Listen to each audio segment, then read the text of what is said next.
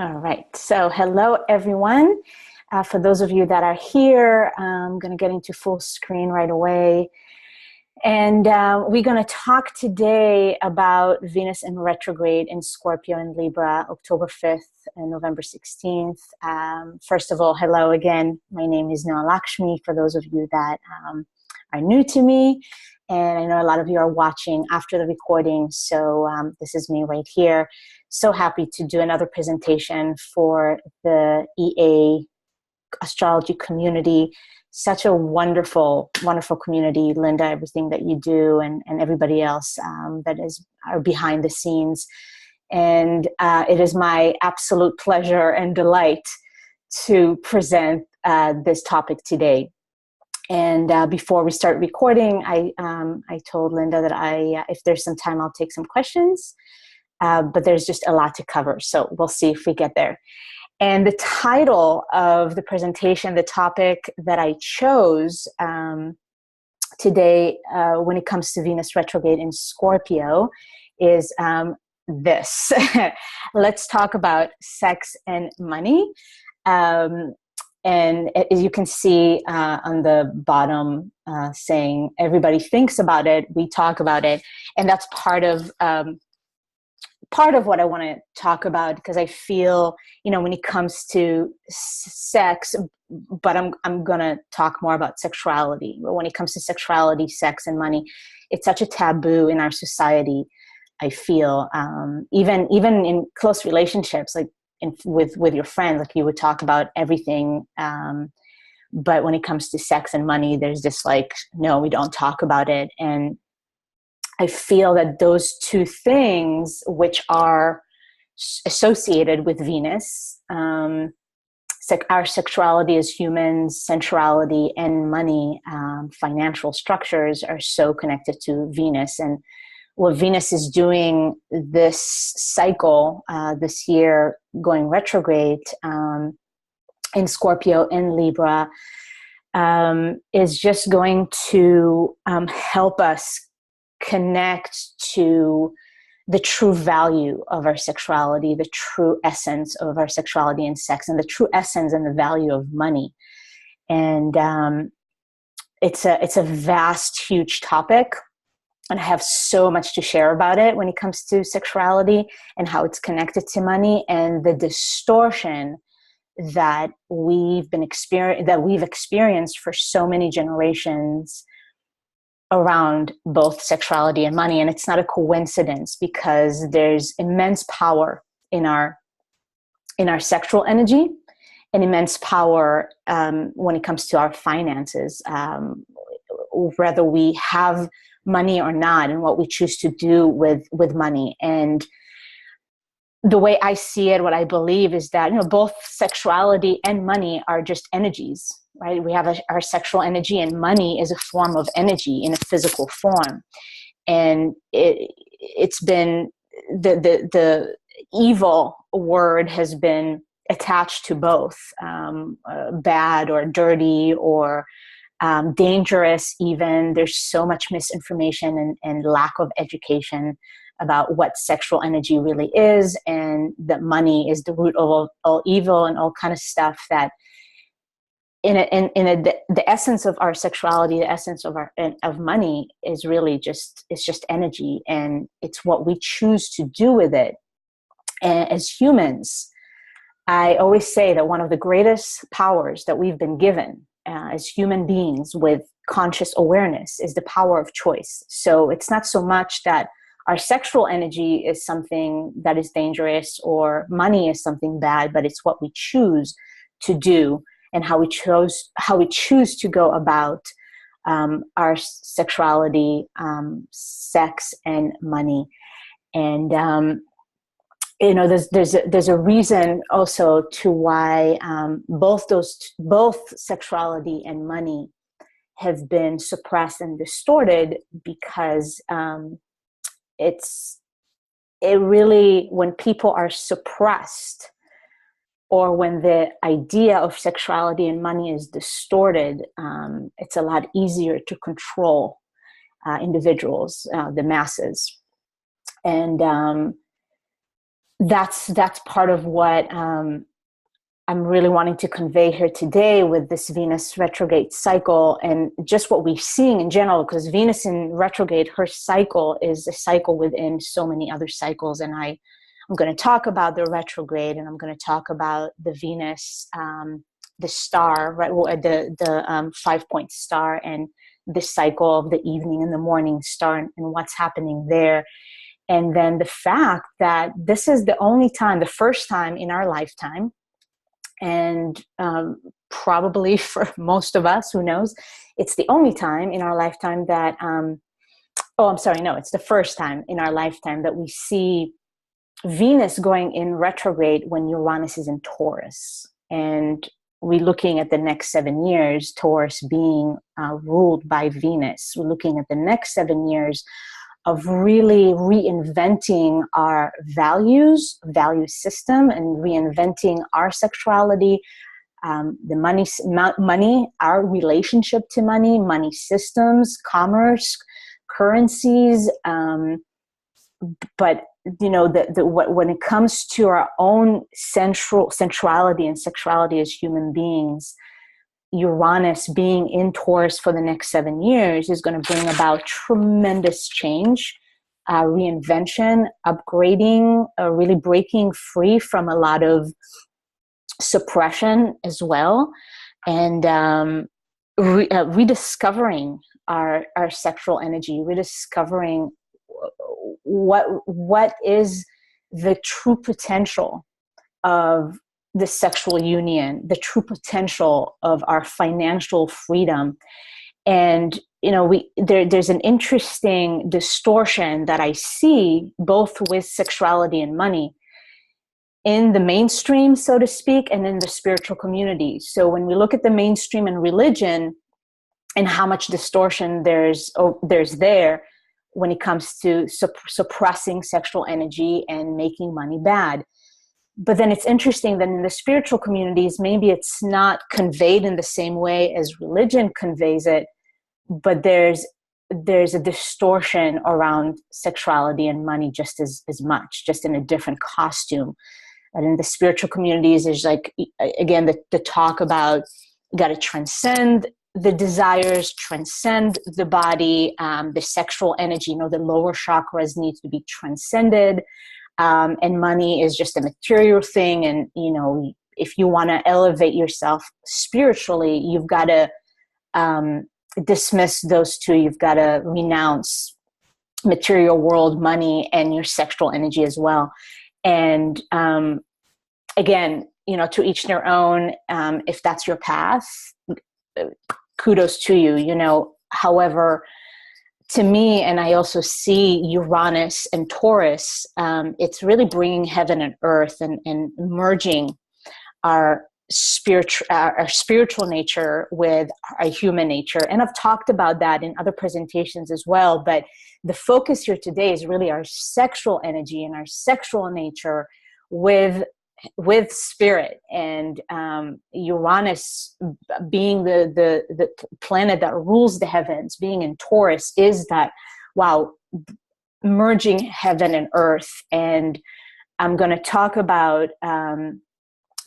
more about our sexual energy and how the true potential of our sexual energy is really to elevate ourselves spiritually. And it's a path. It's a path, and the distortion that we see in sexuality and sex is definitely, that's the distorted image of sexuality and sex is not necessarily the path to spiritual enlightenment. But when we get in touch with our true sexual nature, with our true sexual energy, with what the sexual union is all about, then we actually get in touch with the true potential of that. And same thing with money. And the suppression of our sexual energy for many people can result in suppression of financial flow. And the more we allow our sexual energy to flow freely and in a healthy and balanced way, the more we allow financial flow as well in our lives. And again, so much in the spiritual circles, there's this like, oh, money is bad, you're not supposed to be material. And it's like, no, the more money conscious people have, the more resources that conscious, aware people have, the more good we'll be able to do. Because as long as there's this 1% of society that has the majority of money and prosperity, then there's this huge imbalance. And when we combine spiritual awareness with lots of money in the bank, just imagine how much good is going to be done with those resources. So that's what I'm seeing with Uranus and Taurus, really paving the path for that. But in order to really do that on a collective level and on a big scale, as individuals, it's really important for us to heal our relationship to money. And part of the healing, the integration, is actually just start talking about it. Like I'm like in the slide, let's just talk about it. It's okay. Why is it so taboo? So let's just break free from that, break free from the social norms of, oh, we don't talk about this. And yeah, let's do talk about it. And bring about an actual change, which, the whole Uranus and Taurus, that's really what we're going to see, physical, actual concrete changes in our physical reality. So it's way, way, way beyond just sex and money, but the ripples of that are large. So, big part of what I'm going to be talking about today in this image is a preparation for that is the divine feminine, and Venus being the divine feminine, or one of the energies or archetypes that are associated with the divine feminine. Part of this change that we are experiencing and about to experience even more so within the next 7 years, Uranus being in Taurus, is the true rise of the divine feminine, and I'm going to speak about that.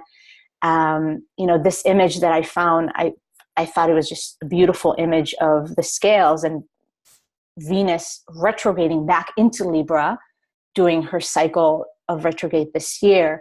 And there's, of course, the distortion that we are experiencing right now on the planet is such a result of imbalance, of being the masculine, being the dominant energy for so many generations. And I just want to say that when I use the term feminine and masculine, it has nothing to do with gender.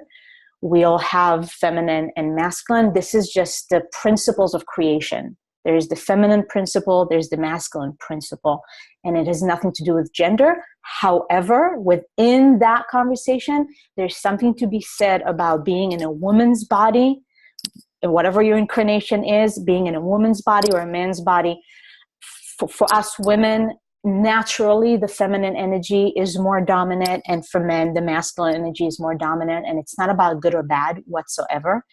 It's the fact that we need to come into balance. And the fact that we've experienced such a extreme imbalance for so many generations, we kind of need to swing all the way to the other side and then find the balance. And I feel that this Venus retrograde period is a big catalyst, is a big trigger for opening the possibility for more balance, and balance of the masculine and the feminine individually for each and every one of us on the planet, and also finding the balance between what is a healthy feminine, what is healthy masculine. So there's a lot of balancing happening, and within the gender game, so to speak, really the true balance between men and women, and stepping away from the separation and coming together. And in order to do that, we've got to find the balance within ourselves,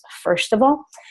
So I'll be speaking a lot about the divine feminine today, and the true rise of the divine feminine, like I said. And what I mean by that, the true rise, because we've been hearing a lot about the rise of the feminine for the last decade or so. There's so much awakening happening individually on the planet, and we've been hearing about the rise of the divine feminine. I truly, though, I do believe that what we've been experiencing up until this point, and again, the next 7 years, and actually it's going to kick into higher gear starting next year, because Uranus is going back into Aries. And, that's another rabbit hole altogether, but going from a Venus ruled sign to a Mars ruled sign, the true rise of the divine feminine actually will start in 2019. And Uranus being in Taurus is that true elevation. So what we've been going through up until this point, I see more of the preparation, so to speak, or the dress rehearsal for the big show, the true rise of the divine feminine, where there will be such an immense awakening happening collectively, individually in our own lives. And I truly believe that our sexual awakening, bringing more health into our sexual energy, bringing more integration, bringing more awareness into our finances and our sexuality, will mark the true rise of the divine feminine, where we actually going to start approaching those two aspects of our life here on earth from a more feminine perspective. And again, it's not good or bad. It's not the feminine is better than the masculine. It's the balance. But the feminine way, which I'm going to be speaking about today, and helping us to break free from the distortion and the suppression that I was talking about. And the feminine way is the way that will bring and is bringing the sacredness back to our sexuality and commerce. So that is really the big nugget of this all, is to bring the sacredness back to our sexuality and commerce. So I'll do a few slides and then I'll get to the charts.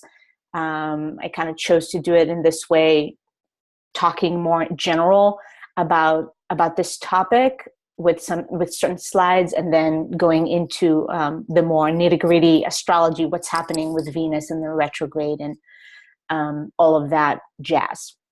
So yes, and I just love this saying here that the repression of the feminine has led to a planet on the edge of collapse.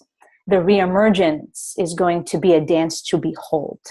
So that's really the period that I was talking about. And it's not just that it's just going to be Uranus and Taurus and, the end. As we know, it's all cycles within cycles, but that will be the act one, Uranus being in Taurus for the next 7 years.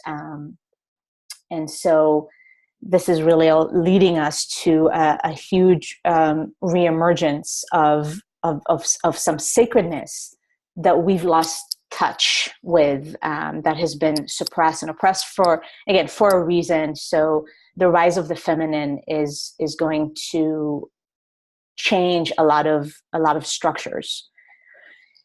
Okay, so what I want to focus on, when it comes to the rise of the feminine and bringing the sacredness back into sexuality, back into money, seeing the connection.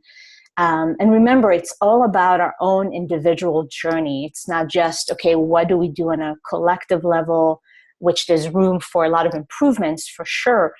But these are good ways to really start exploring within yourself, both men and women, and connecting to that sacredness, to that sacred essence of the things that we've been given, and the connection. And we are all on different points on our path, obviously. But things like the true potential of the orgasm, and that's another thing that is so taboo to talk about. And I mean, it's different in certain circles, but in general, right? And especially when it comes to the mainstream or the masses, orgasm is such a word that we don't say here. But what is it really? Which is so much connected to sacred sexuality. and that it's more than just physical pleasure. Yes, there is that aspect as well, which is a good, very good thing for an individual to explore, to really release all the shame and the guilt that is wrapped around our pleasure and orgasm and sacred and sexuality.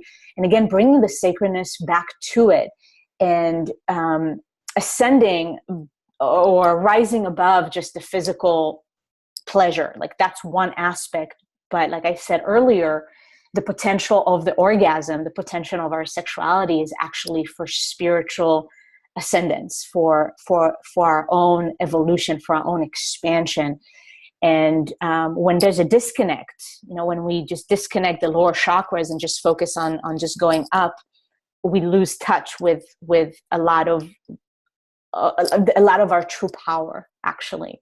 So it's all about integration, and it's all about balance, and it's all about having a healthy relationship with all chakras, and especially with the lower ones. So Venus in retrograde in Scorpio, I mean, there's just so much around sexuality. And like I said, first time that in our lifetime that Venus is going retrograde in Scorpio, while Uranus is in Taurus. And when I go to the charts, also we'll see, Jupiter is in Scorpio when Venus goes retrograde. Coincidence? Of course not. So, and the moving from Scorpio to Libra, which is again balance and harmony and beauty and relationships, right? The relationship that we have to all these things, relationship we have with ourselves, and the relationships that we form with other beings, and what is the exchange? What is the quality of the exchange? And that's a very Venus kind of a thing. What is the quality of the exchange? And so the orgasm, our sexuality, what's the quality there? Is it just to have physical pleasure that lasts for, a few minutes, or there's a greater potential there? And how does that affect every other area of our lives? And especially for women, by the way, I mean, there's a very different conversation for men and a different conversation for women when it comes to the orgasm, when it comes to sacred sexuality, when it comes to self-pleasure. But at the end of the day, sexuality is sexuality, and something for us humans to embrace, to understand, and to utilize in the way that was intended for us. And the power of creation, again, the orgasm and our sexuality, everything comes from that moment, from that spark.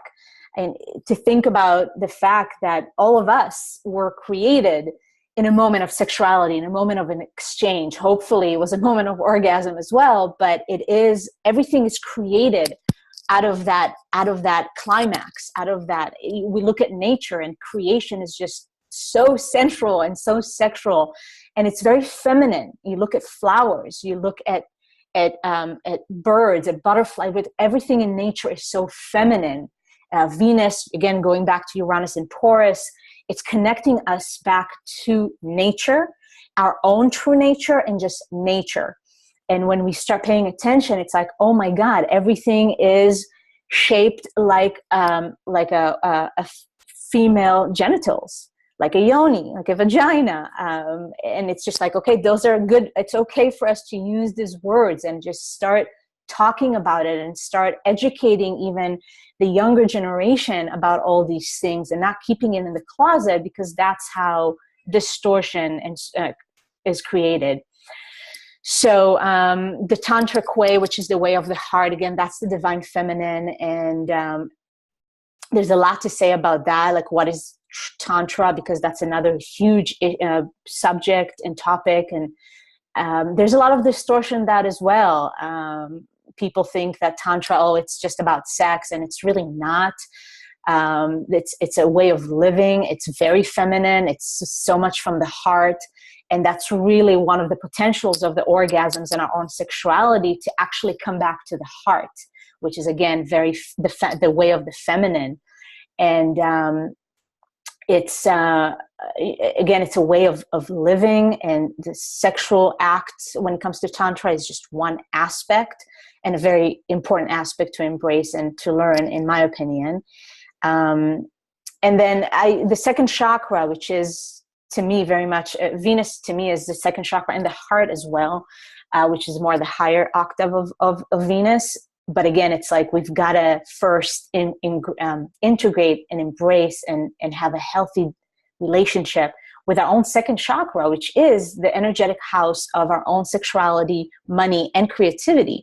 All those three things are very much connected.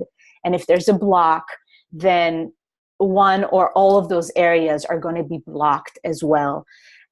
So anything to do, with our creativity, it's connected to beauty and connected to harmony, and let that energy flow out of us. Same thing goes for money and sexuality, which I've already discussed. But this is kind of like an umbrella of some of the things that we're going to see rising up more as the divine feminine arises, learning more, educating ourselves, and starting to have more collective conversations where it's not so much a taboo anymore. That's part of again, Uranus and Taurus, breaking free. There might be some rebellious around it, but it doesn't have to be this way. It's just breaking free from all those taboos. And so just, when I'm talking about sacred sexuality and the potential of what our sexuality is all about, and the union, which again it's not part of this topic today, the divine union. Maybe that's another topic. But Venus in going retrograde in Scorpio and back into Libra, I'm seeing that time and the next couple of years until Venus goes retrograde again in 2020, a time for divine unions to really occur. And what I mean by divine unions is really, it's the sacred sexuality. It's one aspect, but when we really meet each other on all levels, body, mind, heart, and soul. And the Tantra way is really about that. And not just with lovers, not just with partners, but when we can really meet people, we can meet each other in this divine way, but especially when it comes to partnerships, we just reinventing what partnerships are, what relationships are, what a union between a man and a woman, or whatever. It can be a man and a woman and a woman, two people that really love each other. What's the potential of that union? And there's the tantric way is really, it's a spiritual path that doesn't bypass or doesn't discard the body. And this is the time for Tantra to arise. It is the time for the feminine to arise, where there is that integration of heaven and earth, like I said, of the physical with the spiritual, and utilizing the body, and of course, utilizing our sexual energy as a pathway to ascend, to expand and evolve. And when two people come together with that intention, and I'll get to it a little bit later with Venus cycle this time around, and the gate that will be open up in October, which is so much about living life with intent. So I'll get to that in a little bit.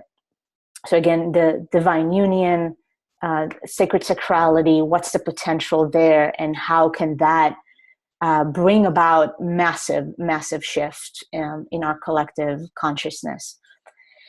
So the return of the divine feminine. And let's dive into the charts. It's like, ta-da-la-la, okay, here it is. So Venus goes retrograde on October 5th, 2018.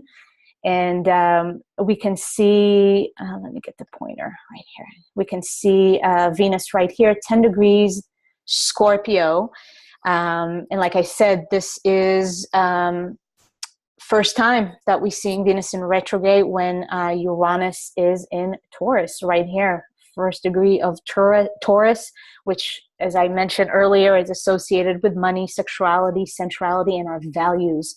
So, what is it that we value is going to be so right at the forefront of our consciousness.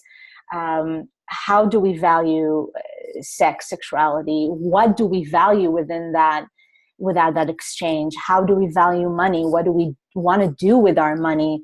And again, if you would, whichever side you find yourself in, the very spiritual, I'm against money, or, the other side of the spectrum is the greed, because that's what distorted relationship with money is greed, is hoarding, which is a very much Taurus thing to do. It's just like, I want to feel the security. So like changing all of that and moving from greed and hoarding to there's enough, there's more than enough for everyone. And Venus is very much, to me, is very much this abundance. There's enough to go around. So it's changing perspective and perceptions, and then, of course, values change as a result. There's just more than enough to go around. It's just what we choose to do with our resources. So this is the chart for when Venus goes retrograde.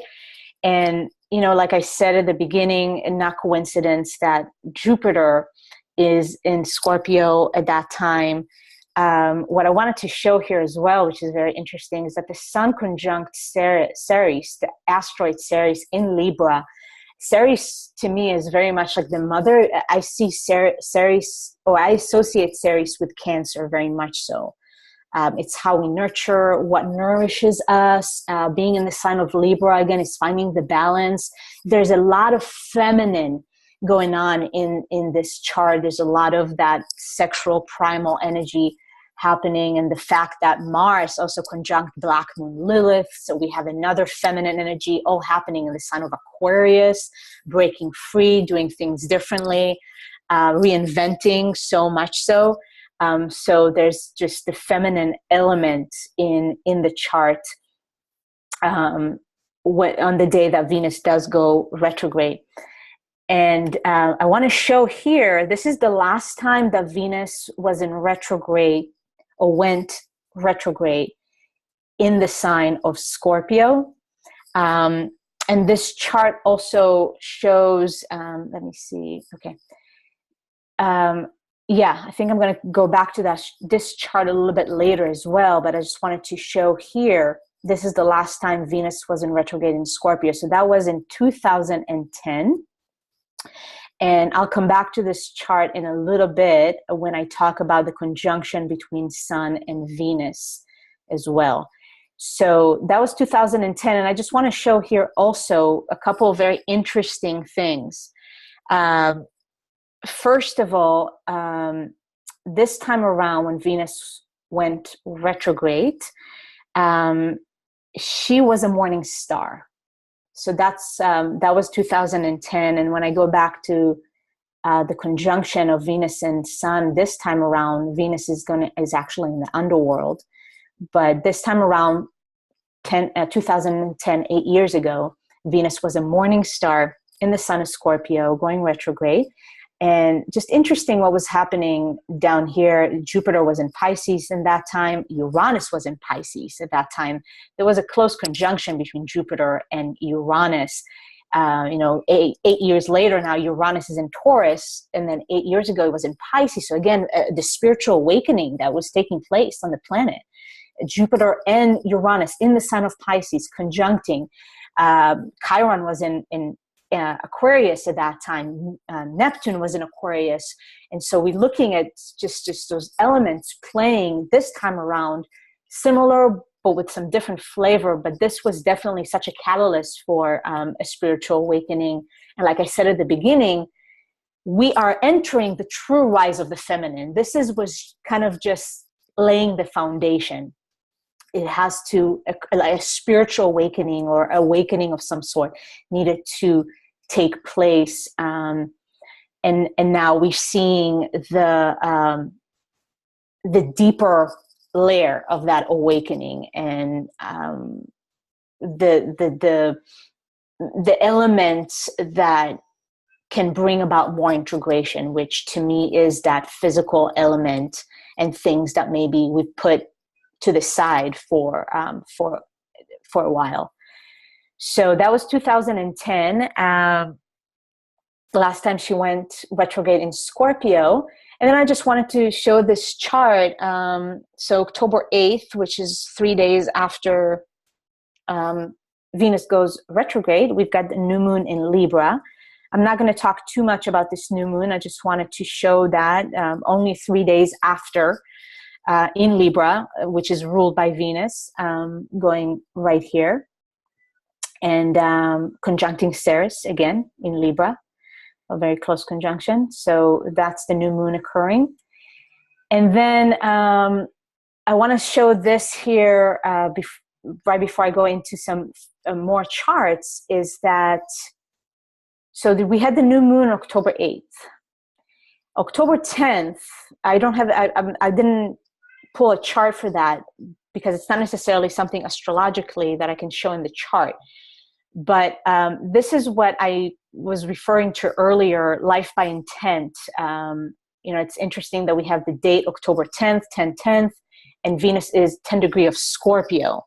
That's where she goes retrograde.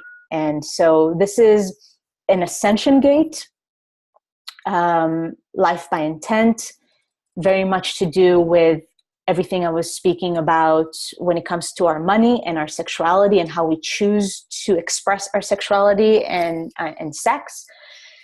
Is what's the intention? What's the intent behind it? And so this is just 2 days after the new moon in Libra. And I'm going to get to those charts as well, but I wanted to show in a more verbal way. And this has to do with tracking the movements of Venus in the sky while she's in the retrograde motion. What's happening in the sky, the relationship that Venus is going to have with the sun, and Venus being a morning star and an evening star. And of course, this presentation is not going to include that. That's a whole other topic that you can find a lot of information about that. And the 5-point star and Venus's evening and morning star. However, energetically, it definitely has a lot of influence and significance with the retrograde motion and with everything that I'm presenting here. So between October 20th and November 1st, this is Venus mini underworld. So it's when she's transitioning between cycles, moving from the evening star to be the morning star. And so there's a period of time where she completely disappears for that period of about 2 weeks. And so at 6 degrees Scorpio, she's going to disappear from the evening star and going to go into the underworld. And then on October 26th, and I'm going to show that chart in just a little bit, that's when we're seeing the conjunction of Venus and the sun at 3 degrees Scorpio. That's the inferior. Venus is behind the sun at 3 degrees Scorpio. And then November 1st, that's the return of the divine feminine. And Venus will reappear as the morning star at 29 degrees Libra. And why is it so much of the return of the divine feminine? Well, Venus is going to appear in the morning sky in her own sign of Libra. Now, I didn't do the calculation, and I didn't find when was the last time that Venus had risen in the morning sky, starting a new cycle in her own sign. That's very significant. I'm sure somebody out there can check it out, but I know it's been a while. It's been a while since we've seen this. And again, while Uranus is in Taurus.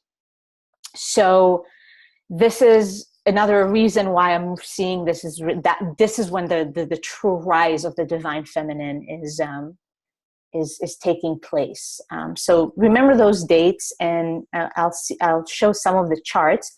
So this is the October 26th of the sun conjuncting Venus. And right over here, we're seeing in 3 degrees Scorpio.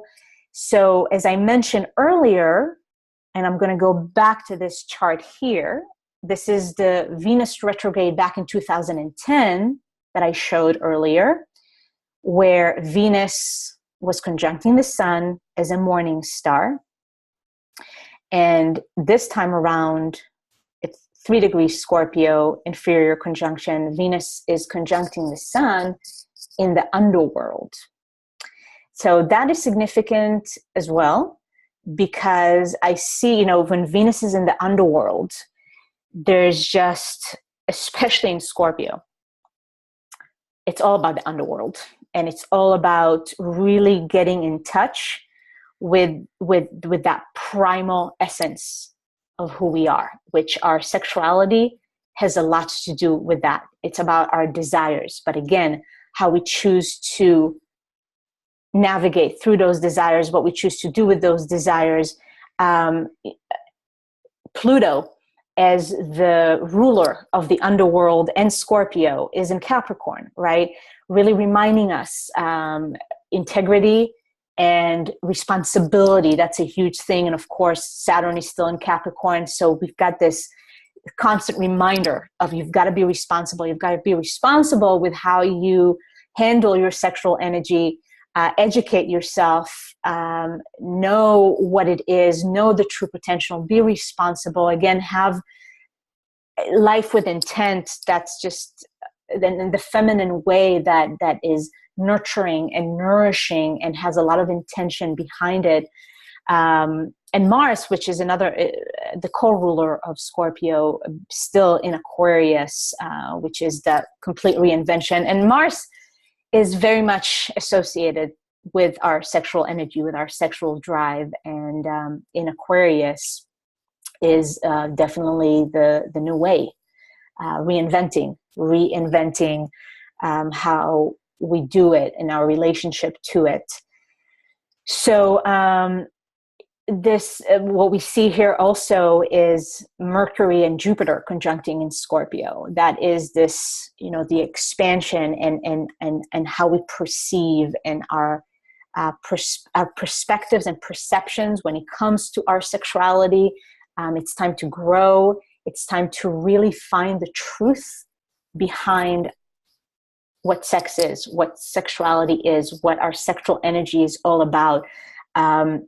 Mercury being the messenger of the gods, going into the underworld there of Scorpio and just bringing out a message. And especially the fact that conjuncting Jupiter, while this conjunction of and Sun and Venus are happening, while Venus in the underworld, that will be a lot of just within yourself, within the collective, just whoa, going deep, finding the truth, digging into your desires and what's the potential of that when it's related to your own sexual drive, sexuality, that's the topic of this talk.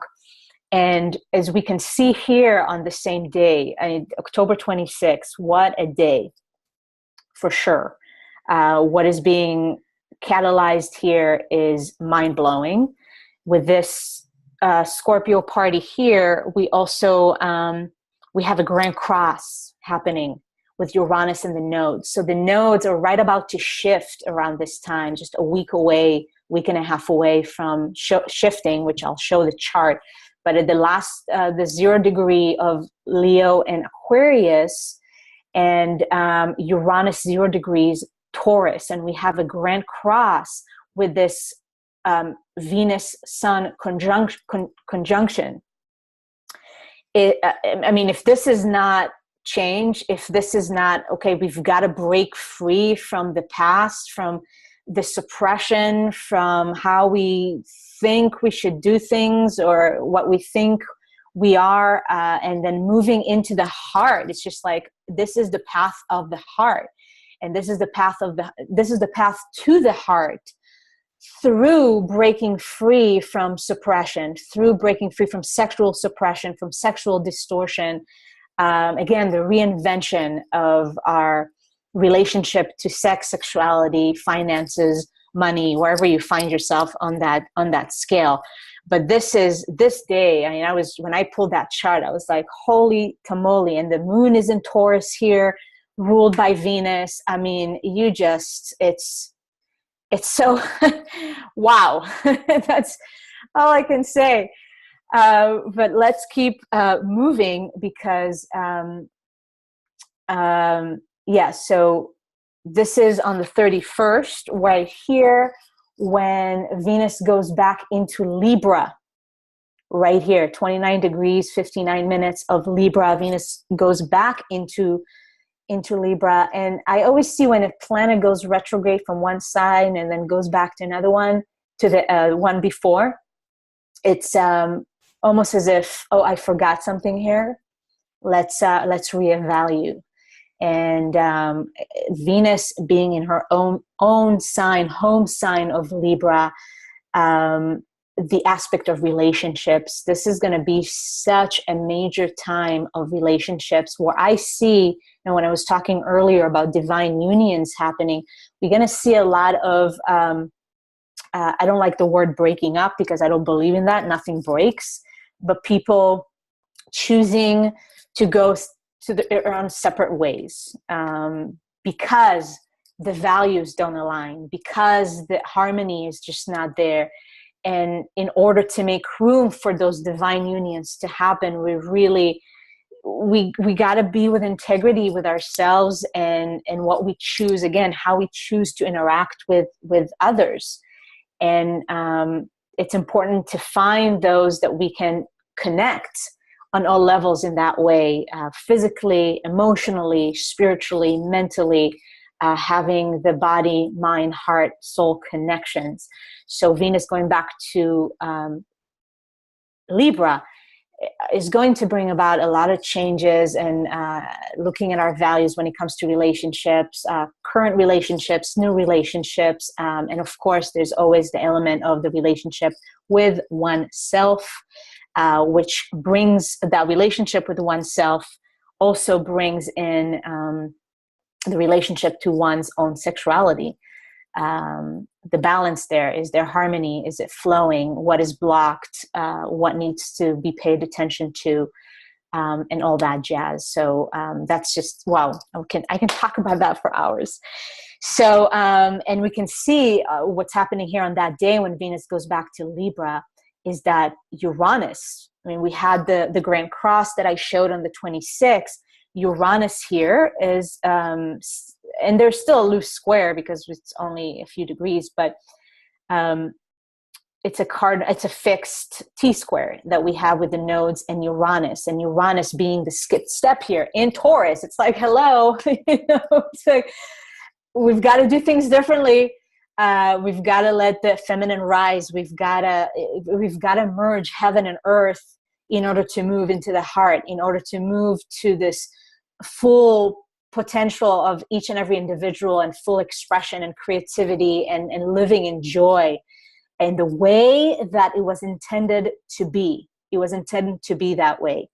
So that's going on here on the 31st. And then the first, if you remember, so before I go here, the first, which a day after Venus goes retrograde, if you remember from the slide that I showed the certain dates, is on November 1st is when Venus reappears as a morning star and begins a new cycle. And like I said, in Libra, 29-degree Libra, November 1st, the first of the month, like that's a Gregorian calendar, but still it's an interesting, combination of numbers and energetically what's happening. Venus reappears the morning star in her own sign, the rise of the feminine, like I said earlier. And so now we move into November 6th, and that's just like so loaded on the 6th and on the 7th. And I'm going to go pretty quickly on those charts. I don't want to spend too much time, but it's important to show this because it's all part of the play that is happening, and with Venus being in retrograde during that time. So the nodal shift happens on that day, November 6th. Look at the time. It's Pacific time, but if you remember the Ascension Gate, October 10th, that I was showing earlier, it's 10:10. That's when we have the nodal shift happening, South Node going into Capricorn, North Node going into Cancer. I want to say this is very interesting. When I showed the chart earlier, with the last time that Venus went retrograde in Scorpio, which was back in 2010, the nodes were completely the opposite. We had the South Node in Cancer and the North Node in Capricorn. 8 years later, Venus is in retrograde in her own sign, and the nodes have switched. the North Node going into Cancer. So again, that's another very feminine element, embracing our feminine nature. A lot of water in this chart. The moon is in Scorpio that day. Uranus is still in Taurus. And this is only this is only one day before the new moon that is going to happen in Scorpio. So, not only the one day before we have the new moon in Scorpio, but it's a day also before Uranus goes back to Aries as well. So, this is still November 6th. So the nodal shift happens on the 6th, and Uranus a few hours later goes into Aries. So another very big day, and this is just one day before the new moon in Scorpio. Venus is retrograding in Libra, being a morning star at this point. And then we have the new moon at 15 degrees of Scorpio happening right here on the 7th. And the 6th of November and the 7th are just so incredible, and the 8th as well. So new moon in Scorpio. Look over here. When I showed her earlier that the sun conjuncting Ceres, I believe it was the day that Venus goes retrograde. Here, Venus conjuncting Ceres in Libra. So again, it's the relationships that really nourishes us, the connection that really nourishes us and nurtures us. And sexuality has a lot to do with it. What kind of sexual exchange really nourishes you, not just on a physical, not just body level, but mind, heart, and soul. So again, that tantric way that I was talking about, having a new moon in Scorpio, really looking at our sexuality, the Kundalini energy, what's the potential there. So that's the new moon in Scorpio, which we can see over here as well, that Jupiter is trining, a water trine between the North Node. Jupiter is a day away from moving into Sagittarius here, ladies and gentlemen, trining the North Node in Cancer. Again, water, feminine. There's just, that's the path. That's the path. And there's just the truth, the deeper truth of what is the path of the heart, what is the path of the feminine, what is the path of Tantra, and how can we go there together. So I don't have the chart here, but the following day on the 8th is when Jupiter goes into Sagittarius. And over here on the 7th, as Jupiter trines the North Node, we have Uranus. This is a cardinal. It was a fixed T-square before, but now there's a cardinal T-square with Uranus, with the nodes again. So Uranus keeps showing up. It's ascension. It's doing things differently. It's awakening, sexual awakening, being in Aries, and then Taurus. It's just, we just cannot even ignore the fact that it brings us back into our human nature in the physical form, and how can that really help us move in the direction of a higher road, a path of illumination and ascension. And then Venus goes direct on the 16th, 25 degrees of Libra. And this is over here. Yeah, Venus is in Libra going direct, starting to form a cardinal grand cross with the nodes and Uranus again. So that grand cross, a cardinal as opposed to fixed that we had earlier, will occur exactly on December 1st. But she goes direct here in the sign of Libra. And, again, it's just so all about repairing our relationships, repairing our relationship with ourselves, repairing our relationship with sexuality and money. And then on December 1st, like I said, this is where we have the cardinal cross between the nodes Uranus and Venus and the opposition of Venus and Uranus. Again, a lot of changes that we are going to see and experience individually and collectively, with just relationships changing, structures really starting to form new values, which will bring about a lot of new structures. Well, we're going to see more 2020 into 2024 with the whole Capricorn conjunction of Jupiter, Pluto, and Saturn. And just finishing with this image here, the rising of the divine feminine, and let us remember that everything all of creation really comes from the feminine. And it's important for us to come back to that truth. It's a fundamental truth. And the more we, each of us, connect with the feminine, no matter what your gender is, the more we're going to see it on the collective level. And our reconnection to the feminine, and then approaching our sexuality, approaching sex, approaching finances and money from a more feminine way, will bring us to a new creation, a new earth, new civilization, new humanity. So that's all I have for you folks. We did it, and I think I have a few minutes for questions. Yes, we have a few minutes. Anyone like to ask Noa a question? Go ahead.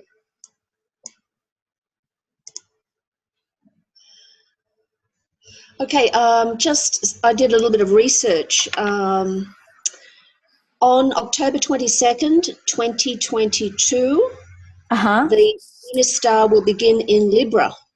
Okay. For the first time in a very long time. So every 8 years it'll go back to very close to the point where it retrograded and create another star point. So yeah, 2022. Fantastic. Linda, were you able to find perhaps when was the last time that Venus reappeared in the morning sky in Libra? I was looking back. It was really hard to. It's hard to find that. Yeah, like 20. I think it's just going to take a little bit more time. Yeah. I found lots of other things and I got distracted. Yeah. It's a rabbit hole for sure. Yeah, absolutely. Yeah. All right. Any questions from our audience, Shelley?